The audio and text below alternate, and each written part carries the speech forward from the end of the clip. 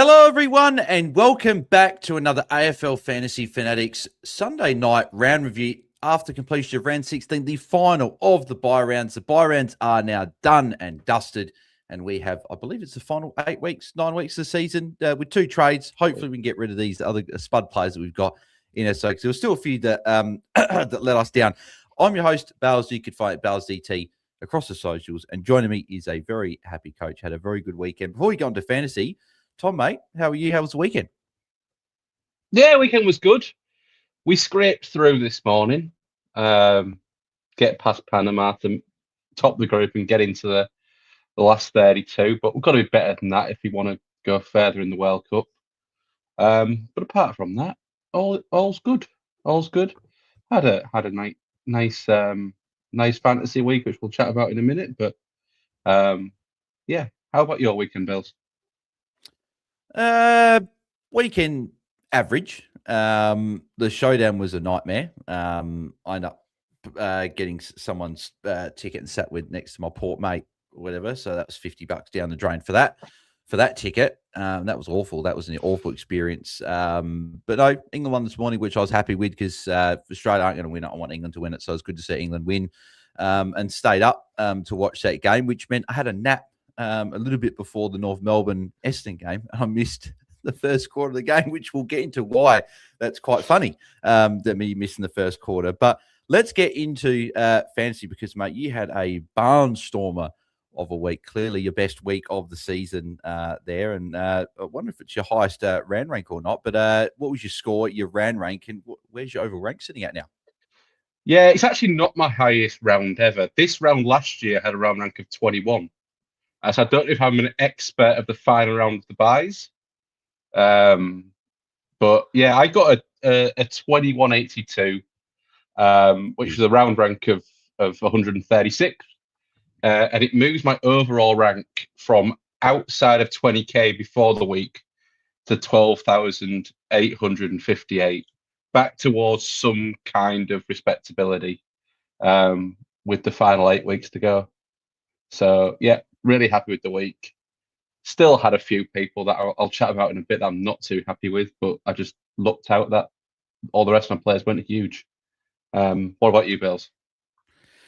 Yeah, good week. I end up having a 2086. It's a good week because it's a round rank of 2682. So that would be, I think, my second best round rank of the season.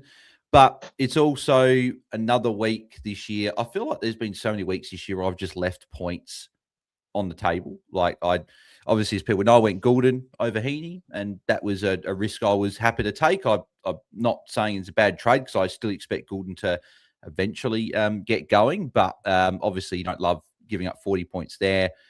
I end up having the choice between taking Gallup's score or playing Hall-Kahan because I took Cummings' score in the midfield. I decided to take it on thinking that Darcy Cameron was going to be, he was probably going to be my fifth lowest. If two players went lower than that, then he would count. So I thought that's fine.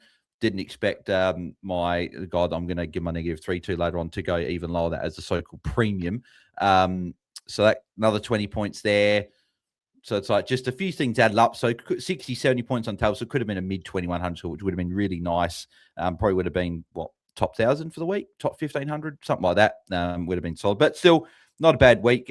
Puts me up inside 3K, though, so up to 2,895. So one thing I was going to ask you was how you've gone since the start of the buys. Because my round rank before the start of round 12 was 7,725.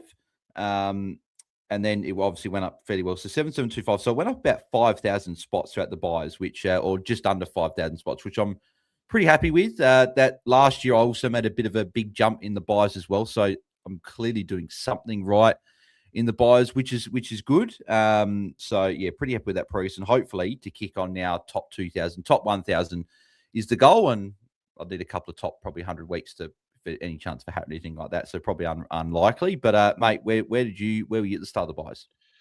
Yeah, so I was about 16k at the start of the buys. Had an absolutely horrible round 12. Went out to nearly 22k. That's when I wasn't here. That's when I was away. probably sounds like I was avoiding the podcast with how bad it was. But to get in under, so I'm up about 3,000 spots with the buys as a whole. Not as much as I'd hoped for, but given that absolutely horrible start and a few bullets throughout, I'm quite happy I got there. So now I can push on to try and get a 4-figure rank to end the year and reset for AFLW and 2027. Yeah, exactly. If you are tuning in live now, let us know in the comments where you guys were at the start of the buys and where you guys ended up being at the end of the buys, or if you're watching on the replay, or if you just want to chuck it in the comments section, because a bit more interaction in the comments post the video, then chuck it in the comments as well, where you were at the start of the buys and where you're at now. Hopefully you guys have moved up. And if not, hopefully you guys can have a good back part of the year.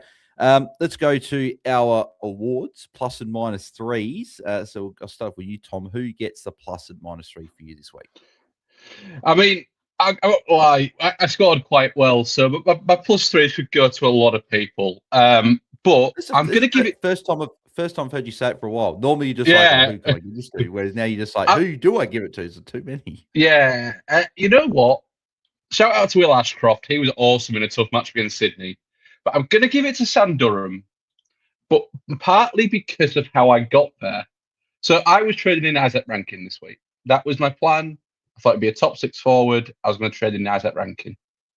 Then Brent Daniels got injured on Friday night. And I was like, I'm now going to be priced with him losing that much cash. I was always going to be tight on cash, but I was like, I won't be able to do my planned trades for this week, which are to get Nas and Marshall. However, so I was like, I'm gonna have to take a haircut there, and I ended up going down to Sam Durham, which was like a 60-point upgrade for him to get a ton. That first half was just absolutely amazing. His tog is still a bit annoying, but he's growing into that midfield role. He looked the best midfielder for Essendon by an absolute street. So I'm not worried about the roles. I think he's just their best player in there. So that's great. Amazing. Looks absolutely great. So I'm very happy to have him. -3, it has to go to Carl Amon. At 67, like GWS is traditionally not an easy matchup. Recently, it's been quite nice. It was just such hard work, and I think he's playing through some niggles as well. I'd love to say I'm going to get off him this week, but I don't think I am. I'm going to make sure I get rookies off the field, so I'm fully premiums before the end. So Carl Amon 167, it dropped off for me this week, and just not ideal. Yeah, yes, not ideal for sure. My plus and minus 3. I will give I'll give a special shout out to the guy that got my -3 this week, and I thought was a bad move. Shout out to LDU for a 118. Certainly makes it actually makes trading Baz out to last week, the week before last, actually work out in a way, which is crazy. I didn't think it was going to work out whatsoever, but this week was the week I need him to go well, and he did. It would have been good to get a couple of nice scores, but to get a 118, and what I was saying before was I watching the soccer this morning, or football, watching the football this morning, as Tom would like to say, the England game. I ended up having a nap before the North Melbourne Essendon game, and I went a little bit over time, went about half an hour of my nap time, and then woke up at about a minute to go in the first quarter of North and Essendon, and I see the people saying in the chat like LDU and this, that, and I saw Taezer put it in, and Taezer's over the, I don't know, last couple of weeks he's been at, he'll say, oh, this, like, Banks is going well, and Banks is doing rubbish. So when he said LDU, and I saw LDU's going well, I thought, oh, okay, is he like sputting it up? I see he's on 58 at quarter time. So I was like, geez, that's nice. But I missed that. But no, my +3, like, it's got to go to Harry Sheezel. Like, 173 with most of the game playing with a corky as well, by the way. Like, put that on top. Highest score of the season by any player. So if no one beats that, which obviously is going to be a pretty hard feat to beat that, he's going to have the highest score of the season in back-to-back years. He's just an absolute fantasy gun. I did mention, I think, a couple weeks ago that He went on a 6 or so week, 7 week stretch where he didn't go back-to-back tons, and now he's gone 3 back-to-back tons, and they've been pretty big. Obviously, this one being the biggest of them. He's the clear number one forward, and he's definitely he could easily average the most for the season if we can catch a certain Nick Dacos, who's probably unlucky not to get my +3 or your +3 either. -3.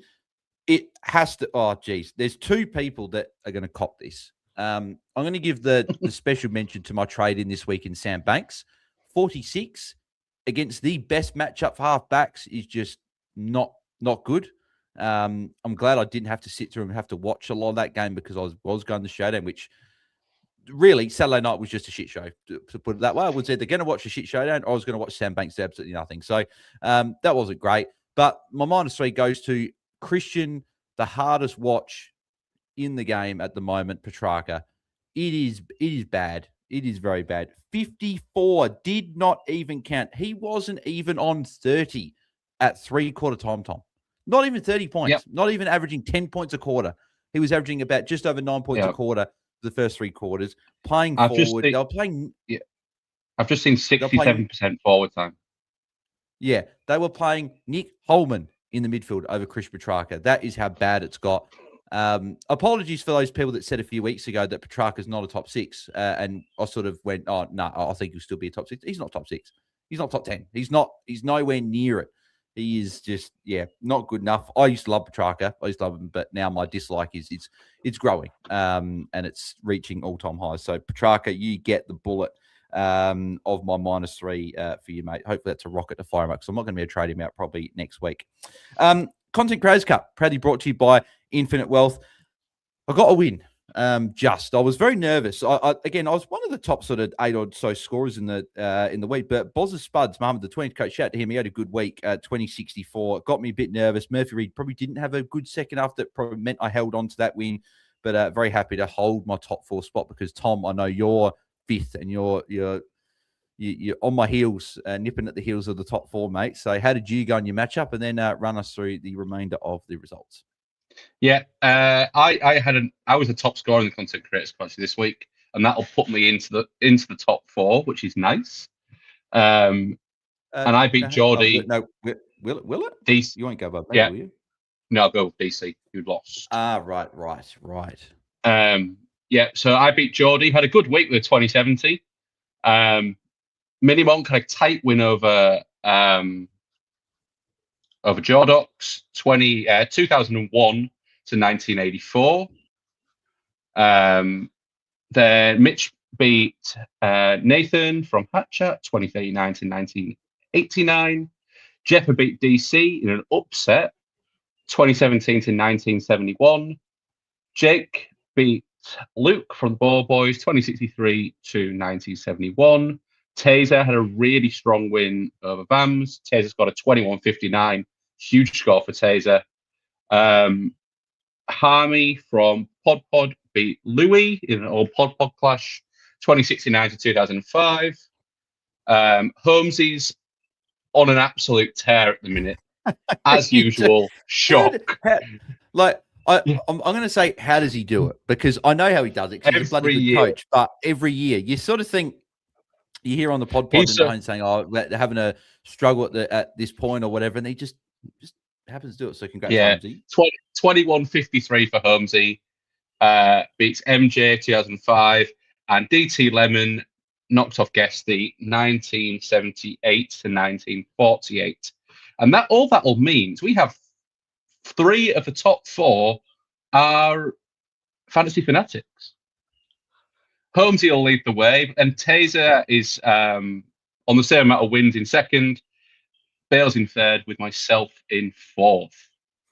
I think we're 1 win away from guaranteeing finals here. We've got a chance for a double chance here, Bales. Let's keep working hard. Yeah, yes, exactly. No, it's been good. I'm looking forward to when lockout list, because I want to see where Holmesy's ranked now. He'd be top 1,000 now, I'd imagine, with that week. He'll be close. He'll be very close. I wonder if there's a late charge for a hat coming. Still 8 weeks to go, and I feel like with all the pre-injuries we've had this year, I feel like it's a little bit more tighter than what it normally is at this point in the year. So I just wonder what. I feel like scoring is so much more volatile this year. Like, I feel like if you get on the right play at the right time, you can have some runs of averaging 110 plus for 4 or 5 weeks.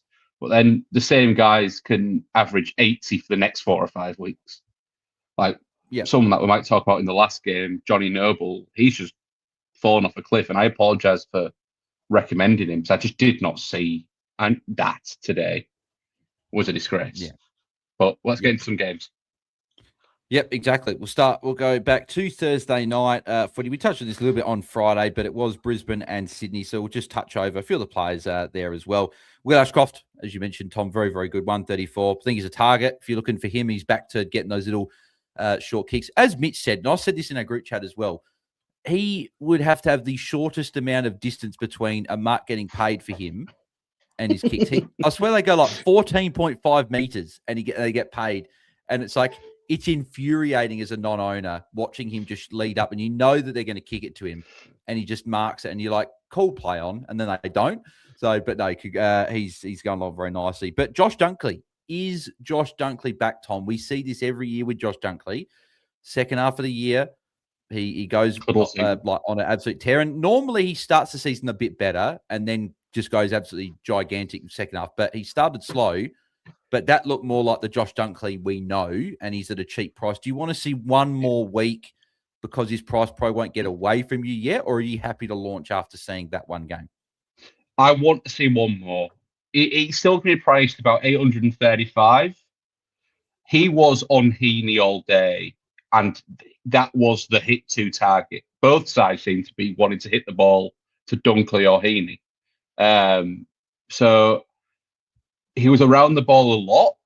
I'd like to see him do this in a game where he doesn't have such an obvious matchup. This week it's probably one, but then he goes Eston the week after. So I just want to have one more look because this could be a flash in the pan. But if you're looking for someone at that really cheap price, if you're struggling for cash, or you can definitely do worse than loading on Josh Dunkley. Yeah, he's one of a couple of players there, fantasy favourites, and we'll get to the other one towards the end of the game's wrap. Chad Warner, 128, 4 tons in a row, playing really, really good footy at the moment and looking very, very good. So he's looking like a top 6 forward. So if you're looking at him now, I wasn't as big on him, but last 4 weeks I've seen him being pretty good, and he's never going to get tagged with Heaney there. So Warner going along very nicely, 128 for him. Isaac Heaney, 126. Didn't seem like a game where he really should have gone big, but he just racked up tackles, racked up the marks, and just got it done. He's so 126, good. Great get for him. And he's one of the best in the comp, as we know. So got it done there. It was good to see him finally go over 110, again. Like I said, he hadn't had enough of those 115, 125 scores. So it's good to see him tick over one of those good scores. And by no means is that me saying he's not a good player there. So he won the best. Mills, 103, played midfield for a fair bit of this game. So he ended up having 22 CBAs, which is behind Heaney and Warner. So just a watch, but we know that he's the Swiss Army knife that could go back into defence at any point. But if this continues for a week or two, he could present as an option because we know he can score as a midfielder, but I probably don't think we're launching there just yet. Zach Bailey, 103 as well. Was good. Lockie Neal, who I like as a target after next week. He's got Geelong coming up there, but then he's got a pretty nice run after that. So Lockie Neal, 96 was okay. Errol, what do we think of Errol? Because I liked enough of what I saw to be optimistic about what he can do moving forward. Okay, the role wasn't full-time mid. It was very similar to what he played earlier in the year, a little bit extra forward probably, but he'd be that forward that push right to stoppage, but then he'd also go a bit into the 50, but get into spots where he could get a mark. He probably could have kicked a goal or two, missed a couple of chances there. Low game time. I think in an easier matchup, maybe this week against the Dogs, we could see a better score in Goulden. Yeah, so he's... I felt like it was a very similar role to what he had at the start of the year. And it feels like a long time ago now, but it was this kind of 60-40, 70-30 midfield forward role. And that persisted. I think the forward is just to try to keep him on the ground a bit more when he's back up to full match fitness. But he did everything I wanted him to, as is no offense to you, Bales, at all, as a non-owner, as in look good, but score pretty poorly or pretty averagely. So that price is, in a couple of weeks is going to come down, and by the time I've got the other guys I want, he's going to be at an accessible price to jump on. Because there's a couple of guys coming off the bye this week, I think I'm definitely going to want to get in my side. Yeah, so he had 9 of his 11 CBAs in the second half as well, and that was obviously with low tog in the last quarter. So that was good to see. At least he got more CBAs in the second half. So I think that's something that he'll get more of. It'll be probably 50-50 split, but also big watch for next year for might get forward status. Might be that Sheasel replacement for us in the forward line. That will be that F1 that everyone probably starts if he does end up getting that there. Brody Grundy ended up saving his score big time to get to an 80 with like probably 9-10 free kicks against for crossing the line. Gave a few away, but good to see him at least get to an 80 at least, because that looked like it was going to be a lot lower than that. Ty Gallop, 77. I didn't think that he was going to do this, and he's going to be near 500k. Good old Ty Gallop. So he's actually going to be a very, very slow burn, not be that awful a pick. I should have taken his 77 there, but well, cost me a couple 20 points, but that is okay. And yep, that is about it for that one. Obviously, Laddams came in. I don't expect him to be there moving forward. Amati's obviously was injured as well, so McLean kicked 6 goals in the VFL. I expect him to come back in, and I think Laddams also back in the VFL, meaning Grundy will just be back to the solo ruck. Moving to Hawthorn and Giants, and this is where a bit of injury carnage hit us. Obviously, as you mentioned, Carl Amon had a bit of a knee issue and went off, but the big one was Brent Daniels. Went off, it was on 28 points, went off in the second quarter with a calf injury. Didn't look great, had to be helped off the ground. The role was looking good, and just unfortunate, Tom, that he went down, unfortunately. Yeah, I mean, yeah, he's a trade for all of us who own him. Like I have Brent Daniels, but there's a chap who I think is going to be about 20k more expensive than him off the buy, who I think might be a nice little sideways swap to get to. Well, a couple of guys actually. Yeah, there's a few. One who played this week. Yeah, one who played this week and one who didn't. Exactly, and we'll chat about those towards the end. But the Giants duo of Clayton Oliver and Finn Callahan got it done, 129 and 121, both in different roles to what they normally do. So Clayton Oliver, I don't think attended a centre bounce in the second half, if I'm not mistaken, or at least it was very little. So none in the third quarter, and none the last. So it was just as a half forward, sort of roaming around. And then the one I'm interested in, Tom, and I wouldn't be shocked if we could see something like this possibly moving forward a little bit more. Finn Callahan played a half back, and I thought it looked really good. I thought the thing that baffled me, and commentary at the moment, commentary and umpiring is baffling me almost as equally, umpiring probably more so. But Hutto, who I like, said in the first quarter about Finn Callahan, the one thing Callahan needs to work on is his ball use. And I was like, a bit miffed with that. I was like, hang on, that's his best trait, his ball use. Like, I didn't understand it. But him off half back, Tom, I actually like the look of, and I wonder if that's something that they explore possibly further, or if it was just a flick of the magnets, and we'll see what happens. I feel like it was a bit of a flick of the magnets, but something's not right at GWS this year. I don't know whether it's the Tom Green factor. It's just really absolutely set fire to their team. I just don't. I worry about the Lockies because I don't like Ash in the midfield at all as a scorer.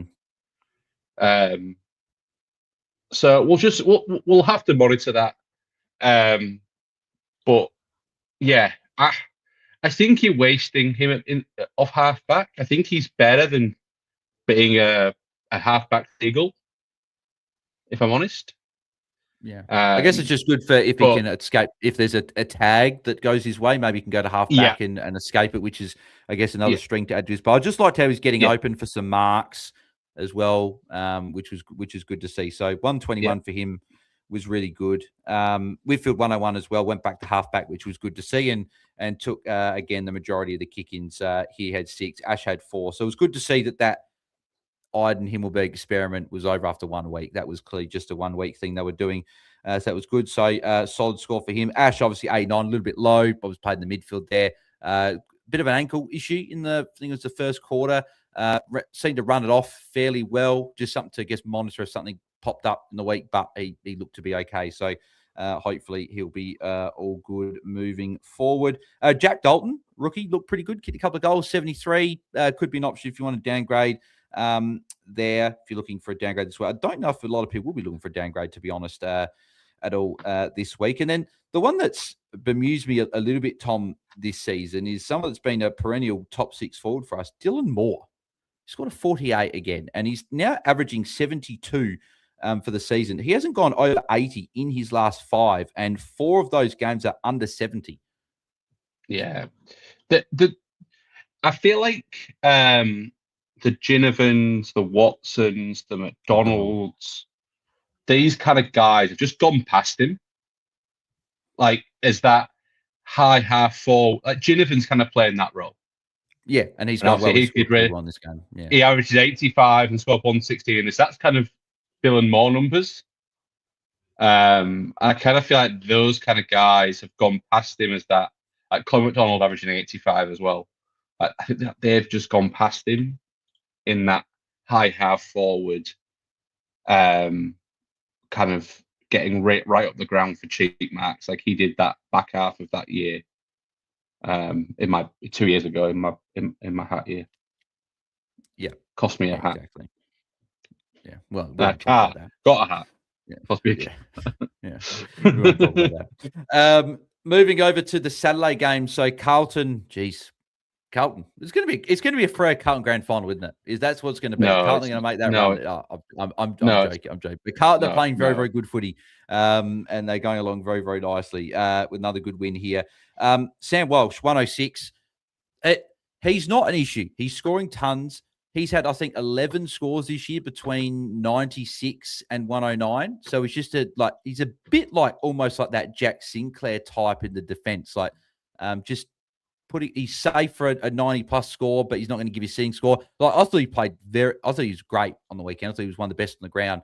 Just, again, 33 touches with 23 handballs. So just doesn't get enough kicks, doesn't get enough outside ball, and doesn't get tackles. Carlton don't play that chip style that allow him to rack up those marks. And he's also that real in and under midfield at the moment, or at least that guy linking in the chains that's giving to the guy, the halfbacks running past him, or giving to another midfielder running past. So 106 is good. We tick it off. Good score. Richmond this week. Hope another good one coming up. But I think in a few weeks, when we've got rid of the guys that are nowhere near top 8, and we've got guys like your Walshes there, I think you'll eventually go to a top 8 mid. But good score from him, along with Nick Newman, 105 as well.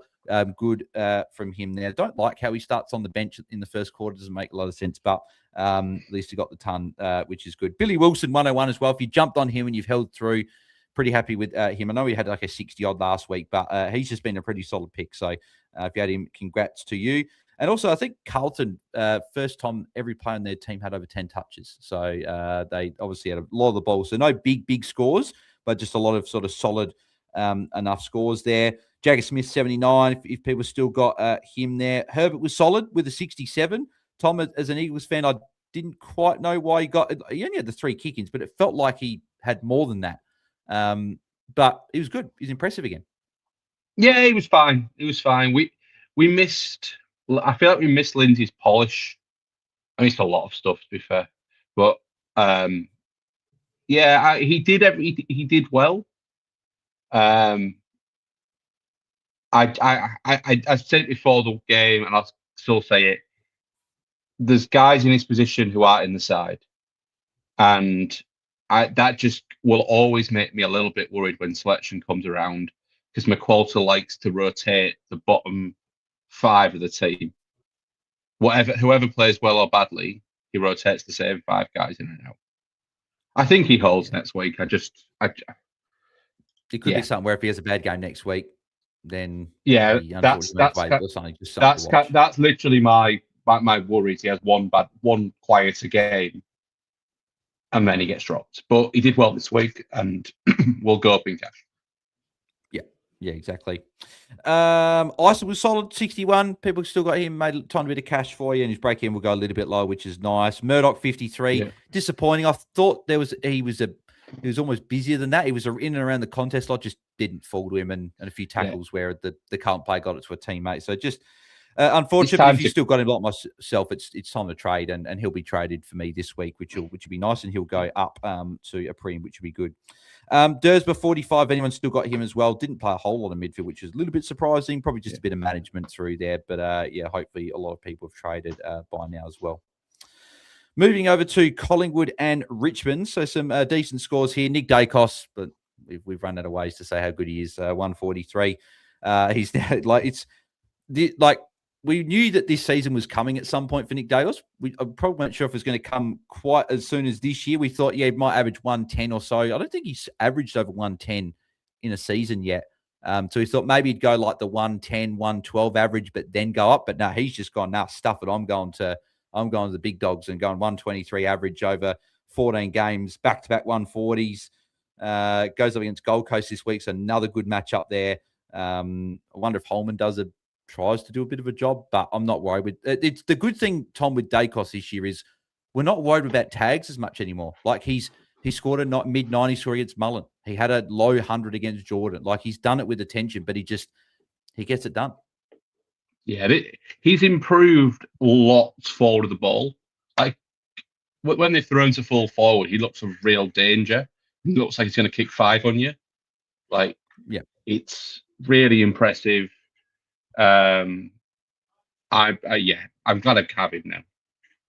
Yeah. he's getting to that point where, he's getting to that point where future years we might just have to just start him in M1. Like he might be entering sort of that almost Tom Mitchell-esque, Tom Rockcliffe, Dane Swan type, where you go, value be damned, I'm just picking him at M1 and just leaving him there, and regardless he's got opening round buy.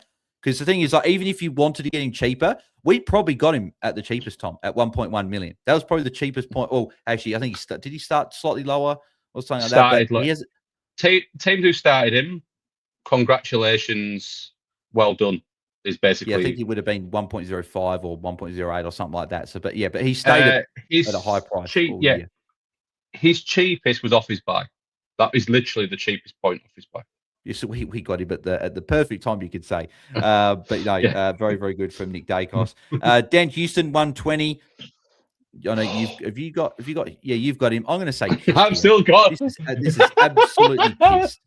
For people that have held Dan Houston. He's been awful for weeks, and then he goes against Richmond, which you expect him to go well in, and he finally exactly. This is why you pick. Like, I'm sorry. Like, this is why you pick these guys. He's going to go in a couple of weeks, but it's nice that he's not going to continue hemorrhaging cash for me. Like, he was a hold because of the matchup, and I'm just happy that he's actually pulled it out. Happy pull one out. As a parting gift. I'm still going to say kissed.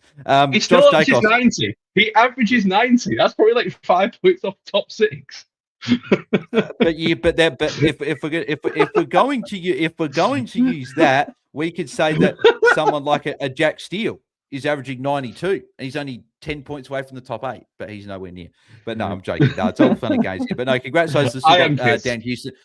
I'm glad for those that got Dan Houston, because those that probably still got him had probably a few bullets to deal with, and I've been able to trade him. So at least you got that good score, at least to pay a little bit of that back.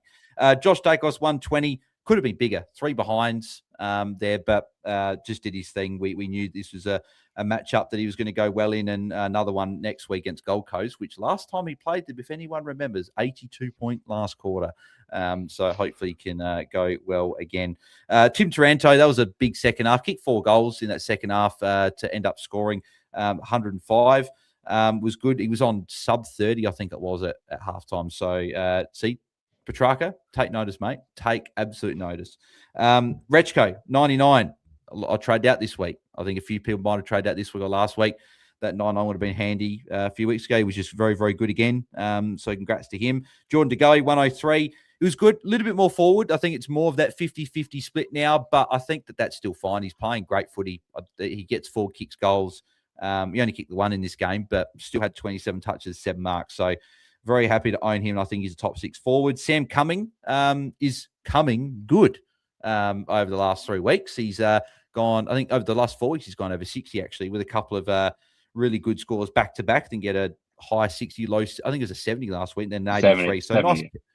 It's a nice cash in. Yeah. 27 touches playing that midfield. Got a lot more midfield time there as well. Ed Allen, just someone to keep an eye on for Collingwood in terms of tags, just run with roles. Not really like a hard tag. He did go with Taranto that meant Taranto move forward, but just something if you come against Collingwood, like Gold Coast this week, does he run with an Anderson? Because I wouldn't be running with Petrarca because he can't get near it. But something like that just to watch out for.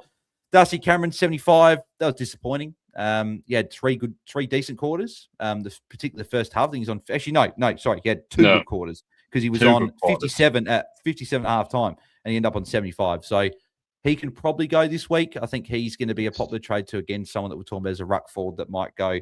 So he is on the chopping block. Jaiden Shaw again, much like Banks, disappointing. There wasn't a lot of that chip mark back there for the Richmond defenders. So Shaw also didn't get involved in that, which was disappointing.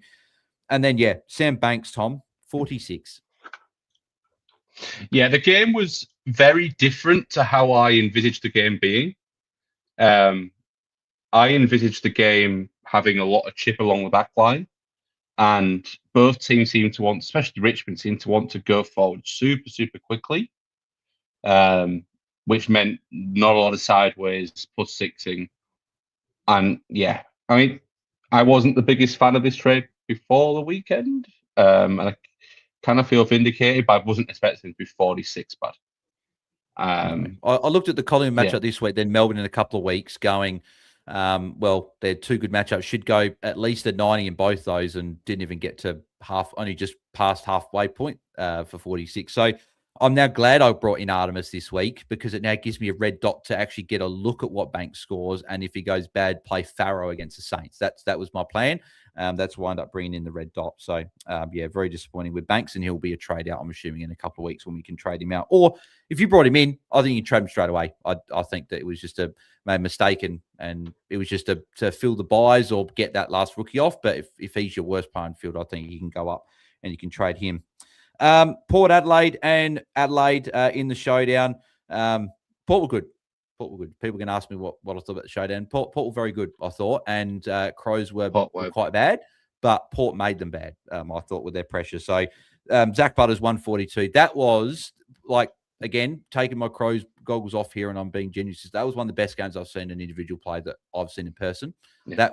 He was incredible. 142, added a zero. I think he had a couple of zeros to that contract. That was 37 touches, 4 marks, 7 times, 142. He was on 90 at halftime, and I just thought, give him the showdown medal now, regardless if Crows come back and win this. Like, give him the showdown medal, regardless. He was very, very good. So, yep, can't say much more. That really was impressive. Horn Fronts also equally impressive. 108, 1 goal, 3, could have been more. Port's kicking was what let them down. That's probably what flattered the Crows in the end with a 26-point margin. This was a 10-goal win. This was one that doesn't look too bad, but it was a belting. So Horn Fronts probably could have got a little bit more, but I was actually cheering him on the last quarter because I knew the game was over. So I thought, yep, just give it to Horn Francis and Butters, give me some points. So I got some points for Horn Francis at least. So that was nice in a dreadful night for myself. John Dawson, 108, tried, okay score, but at the end of the day, it is what it is. McAndrew, 92, if you still got him, he's just ticking over the solid scores once again. Got pretty badly beaten, I thought, by Jordan Swart in the night, but the fact he still went 92 is impressive as well. 8 tackles certainly helping that there. Now, Rory led, Tom. That was surprising. 66 halftime, and I was thinking showdowns don't usually give up big ceiling scores, even though Butters was going big. But 11-point second half. Was that just purely down to Port dominating? And yeah, you see, I think it was like chasing the game as well. Going long quickly rather than possessing in the back half. So just I mean, I wasn't expecting a 11-point second half. No. And then obviously, as we've flagged, you guys coming to Optus this week, it's a little interesting to see teams. Yeah, I think let it be fine. I think with the fact that Miller was out last week, Crows lost, but I don't think they can afford to rest anyone. Like, you can't do it. So I think he'll be in there. So I still don't mind Laird as a target for defence. Even though I know the second half on paper wasn't great with 11 points, but I think, as you said, purely down to the game where it was. I don't see the Crows playing that bad. Well, I hope they don't play that bad again. But yeah, I guess we'll have to see. Also, just not pro fantasy room, but Josh Lai, shout to him. He was very, very good, by the way. He was very good. Mark. So He was Porter found one there. That's for sure. Hugo Khan, 56. Like again, probably just a bit of a victim of the Crows, right? But 5 kick-ins was nice to see. He took some kick-ins, which is good. Probably took Miller's kick-ins, to be fair. But there were a lot of kick-ins. There was 19 kick-ins. So that certainly helps. But yeah, 56, a little bit unders there, but still makes some nice cash.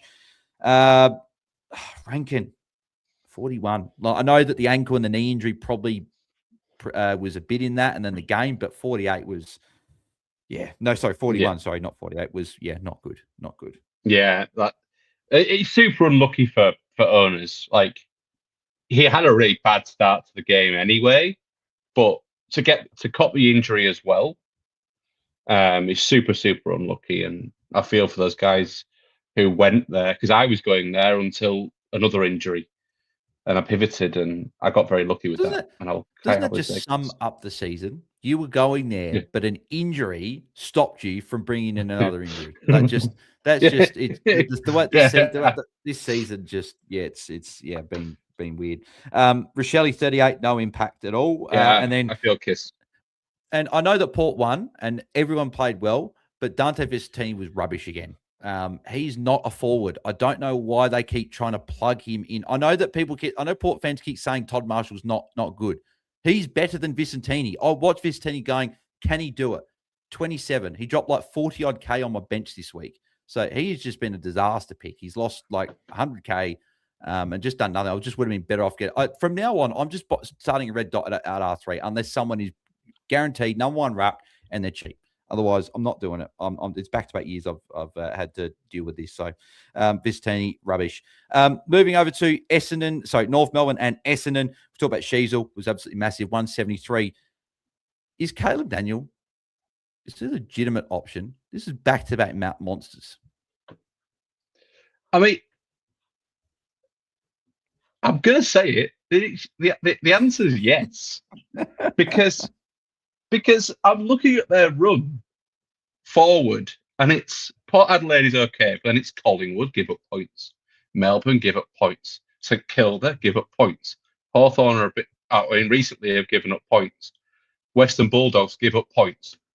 The run is unreal for halfbacks for North Melbourne. Like, I'm gonna say yes. They're chipping around. Like, am I gonna go out on a limb and endorse it and be like, yeah, everyone should bring in Caleb Daniel? No, it's Caleb Daniel.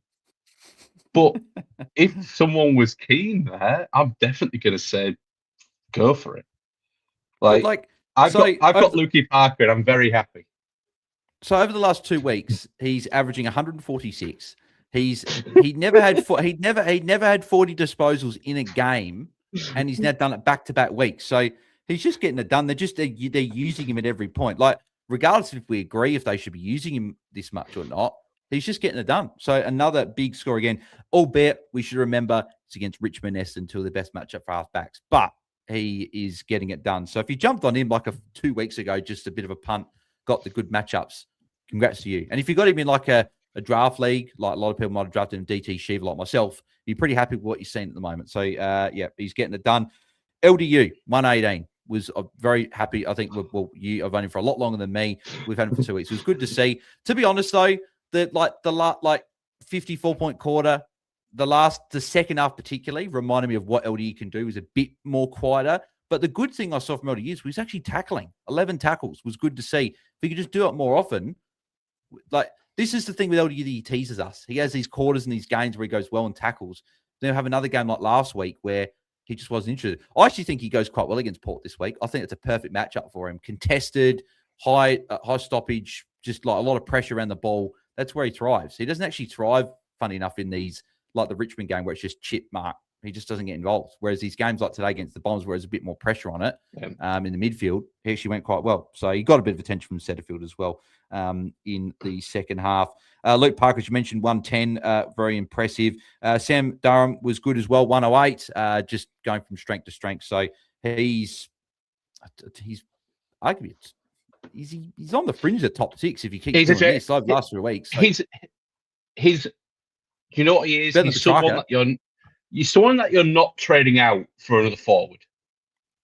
Yeah, like he's close ahead of him. Yes, 100%. Yeah, so it's 100% a trade in option this week. 766k, it's 30k more than Daniels. If you don't fancy a Rowan Marshall play, Sam Durham is definitely an option this week. Really impressive. Slowed down second half, but I think we're going to see that as his first full midfield year. And for everyone in the chat who's saying I've been kissed, yes, I have. But I've had a lot of bad luck this year, so I'm taking the kiss and running to the bank. Yeah, I know this. I know that they're saying it with love though, because they have. Exactly. I love them too. They're all beating me. They're all got a better rank than me, so no worries about that. I like that from Billy. Houston kissed, avoiding Rankin kissed, England at the World Cup kissed. And long may that continue. Yeah, exactly. But hey, in this season, as we've said a few times throughout the year, when we can get kissed in 2026 in fantasy, we will take it and run. And it doesn't matter how much you get, you just absolutely take it. Yeah. Jacob Farrow, 90, back-to-back 90s. Just being a real, very much like Jai Sarong. I know Jai Sarong dropped a low score this week, but typically he's been pretty good on the bench. Jacob Farrow has been someone that's been pretty good. I've still got him. I'm still going to hold him. He's going to be someone that I've got more trust in at the moment on field against St Kilda than Sam Banks. So at the moment, he's going to be looping him at D6. So, Billy, you can add Jacob Farrow to the kissed if you want to add another one. So I had him too. No, he leaves my side with love this week. Or if I get an injury, like Ash doesn't get up or something like that, I'm happy holding for another week. But my current plan is to shake his hand. So I got on his first week, as in he got named and I jumped on that week. So I've been with him all season for the ride. There's been some good rookies that people have jumped on week 1 this year, and it's ended up paying off. Which has been good.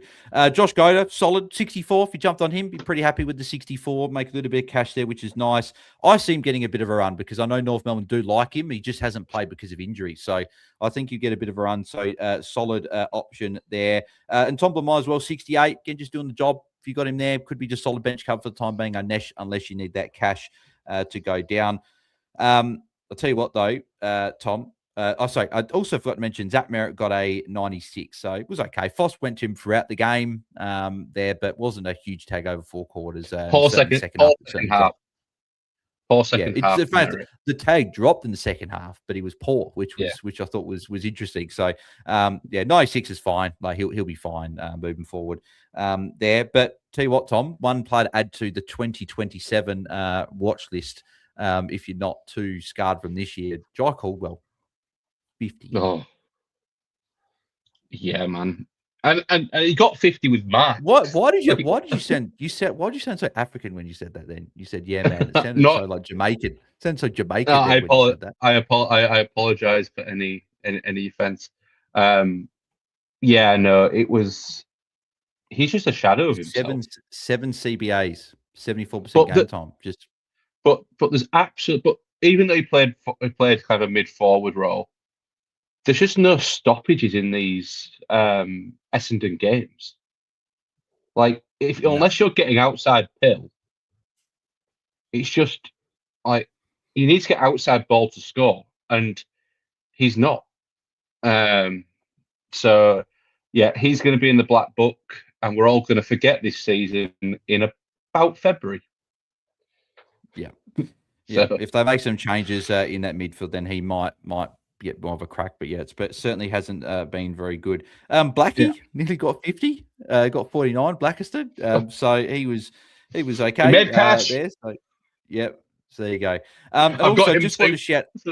I just wanted to shout out as well. I'm sure Nathan will mention this on Hat Chat Pod tomorrow, but Charlie Comben dropped a quarter pounder, as the traders like saying, last quarter, 56 points with a 9-mark quarter. So he scored 80 for the game. So he was on 24 at three-quarter time. But yeah, the fact that he had a 56-point last quarter was quite impressive. And then the final game, let's move over to Freo and Gold Coast. Geez, Freo looking bloody awesome. But at the same time, I don't like, if I'm watching purely for fantasy, I don't like watching Freo games because I don't own anyone from Freo. They're too good, and then they don't allow points to opposition. So it's just a lose-lose unless you bring someone in like you did this week. Andrew Brayshaw 131. That's now back-to-back 130s. And like I want you to explain to me what exactly has changed, right? Because he's got the same role as he played earlier, but I've watched him the last 2 weeks, and he looks like the Andrew Brayshaw that we've known for years, being a top 8 mid, averaging 110s before. He's getting the marks. He's getting tackles. He's getting outside ball. He's kicking goal or two when he can. He's just looking great at the moment. Yeah, I feel like he's tending to take one of the best midfielders from the opposition, which is allowing him to get these tackles. And also, I've got no sources for it. It just looks like he's back in form. Like he's present a few times. I think one time in the final quarter, he literally just stood still, and all the opposition ran away from him. He got a 15-meter plus 6. Like it's just he'll never get tagged. Like you've probably got 4 guys now probably ahead of him in like a Sarong, Young, Reed, and Bolton. Yeah, and the 5th guy now. Yeah, which is great. I'm gonna be honest. Like there's gonna be an 80 in the next few weeks. I know that's gonna happen. But I like this Gold Coast matchup. I thought it was going to be wetter. The forecast was much wetter than it ended up being. So it's another one I got kissed this week. But I'm happy he's kind of sat there for the next few. GWS is a fine matchup next week. Sydney hard and he won't get Jordan. So yeah, I'm quite happy for him just to tick over in my midfield, considering my team value is not average. It's not great. It's average. Yeah. Noah Anderson, who I should have jumped on. He was the guy I was going to jump on with a 120. So disappointing I didn't go there. Just did his thing again. He was very, very, very good at not playing fantasy football. I thought he was as far away. That second quarter where he got 50 points was the least effective from a football sense quarter to score 50 points I've ever seen. It was all waxing 15-meter sideways kicks for him to kick it 20 meters. You got a couple of +6s in like back to back, like he kicked at someone, then they just went straight back to him. Yeah, it was disgusting. It was, and I can see why teams are just letting him do it. He's not damaging at all. Great from a fantasy point of view. So if you've got him, he's still a target. He's now getting very expensive. But if you've got him or you brought him in this week, you're very, very happy. Yeah. Yeah, I like, again, smart call was to go him over Gordon, and I should have done it. I'm annoyed I didn't, but oh well, we make mistakes, unfortunately. And I think Gordon will eventually come good. It just means that, just didn't get the good score from Anderson this week. Bolton was good for a 102. Luke Jackson for an 89. Again, solid. I don't know if you heard the post-game interview of Luke Jackson, but I loved what I heard. And for anyone that didn't see this, so Kath Lachlan asked him after the game and said, there's been a bit of chat about you possibly resting a game at some point. And she asked him, and he just goes, no way. Like, I want to keep playing and I love my footy. And said, so if Justin Longmuir goes up to you and says, do you want to rest? He said, absolutely not. So we'd love to hear it, right? And he's playing amazing. He's feeling great. He's playing a great team. Why would he want to rest? So, gives me a little bit of confidence that he's not going to rest, but it might come to a point where they play an easier team later in the year and Longmuir just goes, I'm resting you because we need you for finals. Yeah, I do 70% Tog this week. So that's probably going to be his rest. He's probably not going to have a full rest. It's probably going to be in-game rest. And I thought Sean Darcy was quite impressive. I'm a little bit worried about Luke Jackson because when he was on the ground, he was awesome. But 89 from a premium is not what we're looking for. That's a poor score. Yeah, we need the bigger scores. But Gold Coast tough matchup for us, especially with Wits and 100. Yeah, 100%. I thought Darcy was quite impactful. And is that 70% kind of what he's going to play? And he played a bit of forward time in that as well. Yes, he can kick goals forward, especially when they've already got 3 tolls up there. It's a potent mix, but just a little. I'm not. He's not someone I'm looking to bring in at the minute, but he's definitely not a trade out. Exactly if you've got him, right. You're happy. I'm just a little bit worried. I feel like Sean Darcy is a better midfield ruck than he's a forward, whereas Mason Cox is kind of the same at both. So yeah, just a little watch on the Jackson Seeley. Yeah, exactly. Zeke Yoland, 86. I know Taezer messaging our group chat saying, why couldn't you have done this early in the year? This is what I thought he could have done. He looked good today. One of the Gold Coast players that you probably give a tick to. So he was impressive. Murphy Reed, 82, was okay. Slowed a bit in the second half, was on 57 or something, I think it was at halftime.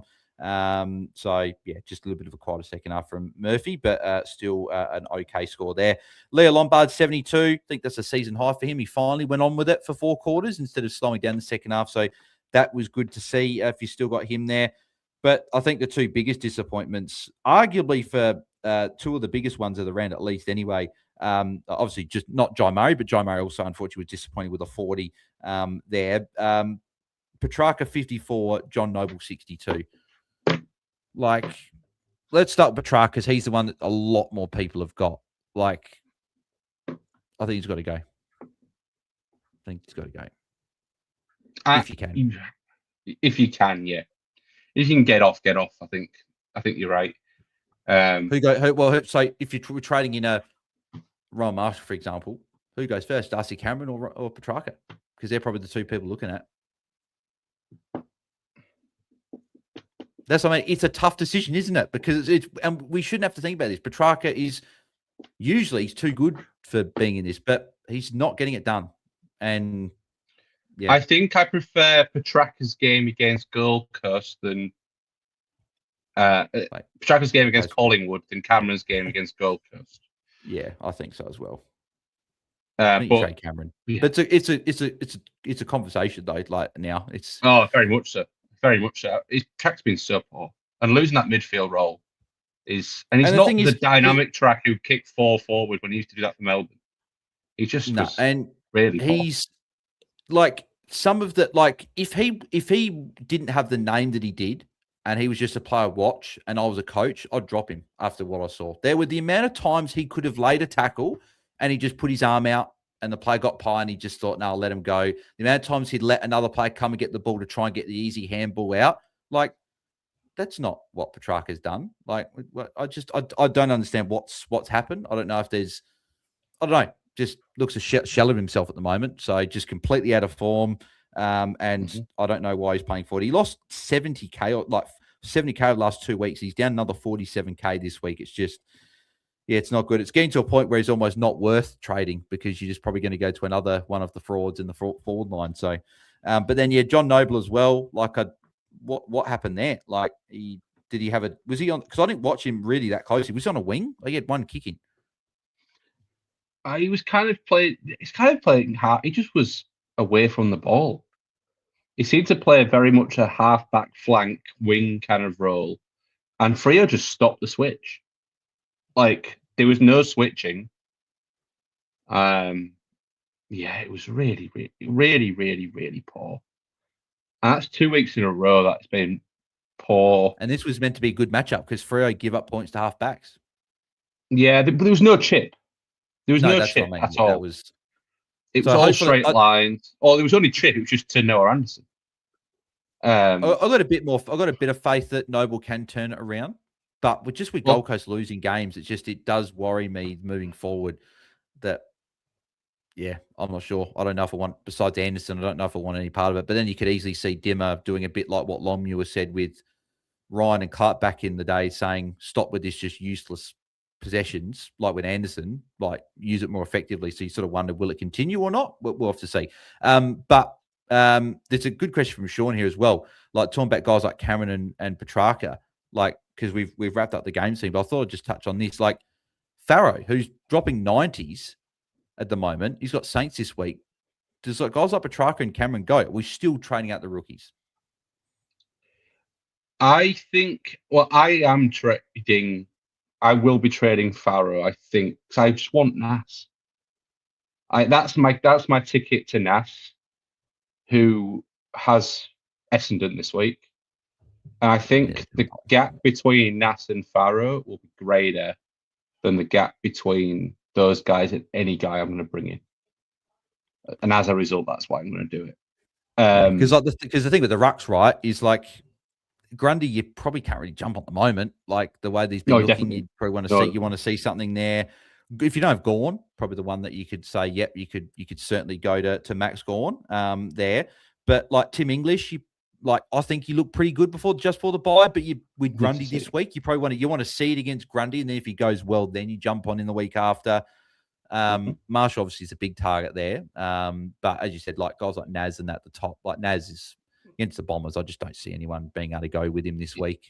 So I just he could absolutely rack up in that matchup there. So will be one with Marshall. With Marshall, I just want to mention we do need to hear what the word is coming out of St Kilda this week around Tom de Koning, because if it's like, oh, he's reacting well, he'll be back in a fortnight, I'm very much less keen. I want a month of solo ruck, because Essendon's not a great matchup this week. As I said earlier, there's just no stoppages. Given Marshall does get marks around the ground, but that's just a watch there. But we'll see this week with all these teams going off the bye. And as we know, it's a chance for teams to reset off the bye. But we've got quite a few good options this week. Yeah, exactly. So we obviously chatting through all those options, but Marshall's the one to keep an eye on. I don't think that they're going to bring TDK back, at least in the short term, just because that's the second punctured lung he's had in 2 years. Like, that's probably one of, and I think he was in hospital still a few days after that game and was during the week as well. I don't know what the update is. St Kilda said PBC, which still baffles me that we still have such bad injury reporting at this point with how long footy's been going on for. But hopefully we find out at some point. We'll chat. We'll have the injury list on Tuesday, right? So hopefully we'll know more by then. We'll have a Q&A on Tuesday, so we'll be answering all your questions as always on the Tuesday. But the hour mark has passed. We have reviewed all of the games, so I think that's probably where we'll do it. I know there's a lot of questions here, but we will answer all those on Tuesday night. In the meantime, if you do want answers to your questions or a team review, you can head over to Patreon, patreon.com/AFL Fantasy Fanatics. And I'll be recording a best 22 video for just the patrons of who I think will be the best 22 for the rest of the year. So if you'd like that, plus team views, Q&As, and more, head over to Patreon there, link in the description of the podcast or the video. But I'm sure you would have thought about possible trades for this week, Tom. So what are your raid trades? What trades are you looking at ahead of round 17? We only got 2 trades this time, not 3. Yeah, nothing ragey. So I brought 540k into this week.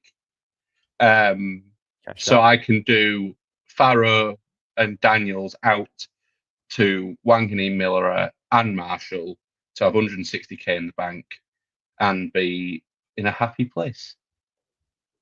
Yeah, very no nice rookies on ground for me, which is I'm happy with. Nice. And then for me, obviously, I'll be going Murdoch up to Nasai because I banked 390k. So Murdoch will go up to Nasai. I'll swap Ty Gallop back into my forward line. And then at the moment, it would be Darcy Cameron to Ron Marshall. Obviously, we'll see what the talk is with Ron Marshall. If Marshall's not there, it's honestly like I'm honestly considering possibly going a Petrarca out. It would just depend who exactly could I get to, because he's dropped a bit of money. Like, could I get up to I don't think I'd be able to get. I'd love to get like even a Chad Warner or something like that. Don't know if I could get up there.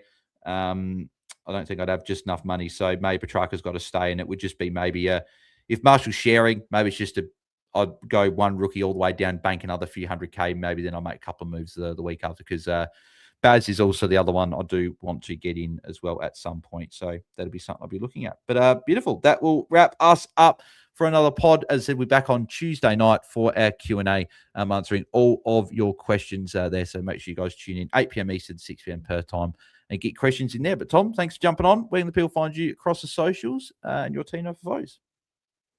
Yeah, you can find me on the socials at kiss.kiss.com. And Tom_Hales_ Pub United for foes, and you can have a look. I did well this week. And have a lovely week, and I'll see you all on Tuesday. Oh, it's funny. Love that, mate. And you can find BAILSDT across the socials and us at AFL Fantasy Fans on X, and team name is Bales Nails for foes there as well if you'd like to follow along there. Also, I'm sure that me and Tom will be recording probably an AFLW pod at least the next couple of weeks, maybe just a bit of an early look. When the game drops. Yeah, we've got about 40 days here when the game drops. Hopefully, that'll be within the next fortnight, giving us 30 days to pick a team, hopefully. So we'll record one, hopefully, in the next few weeks or so when the game opens and look ahead to that. Plus, obviously, we'll be doing this still and all the normal content. So a little bit extra for you guys to look forward to. As I said, if you did enjoy, as always, make sure you smash like on the video and subscribe to our channel. If you haven't already, we are 150 subscribers away. We've got about 8-9 rounds left to go before the end of the season. So if you can help us hit 5K before the end of the season hits, that would be very much appreciated. As I said, AFLW content still to come, still the rest of the year to go. So still heaps of content for you guys to consume. But thanks for tuning in. 5-star rating view if you can as well on Apple or Spotify, wherever you get your podcast. And we'll chat to you guys on Tuesday night for a Q&A. So thanks, everyone, and we'll talk to you guys soon. See ya. Bye-bye.